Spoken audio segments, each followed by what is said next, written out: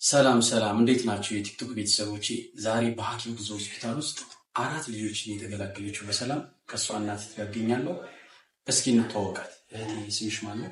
አስናቁ ሰብለ እባላለሁ። እሺ አስናቁ ሰብለ እባላለሁ።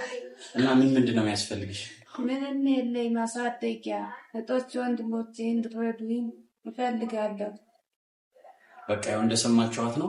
አካውንት ነገ እንከፍትላታለን ከሲስተር ጋር ከዶክተሮች ጋር ተነጋግረናል እና አሁን ዳይፐርና በጣም በአስቸኳይ ደግሞ ወተት የለም። ሶስቱን ልጆች አሳያቸዋለሁ። አንደኛው ልጅ ማሞቂያ ክፍል ገብቶ ነው። ለማንኛውም የኢትዮጵያ ሕዝብ እችን እህታችንን እንድታግዟት በእግዚአብሔር ስሙ ለምናለው። ልካም ጊዜ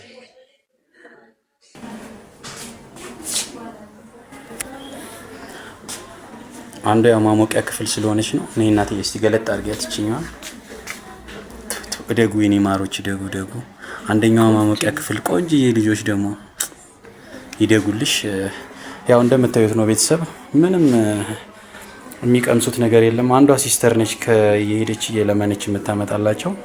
ለማንኛውም አግዟቸው። አመሰግናለሁ።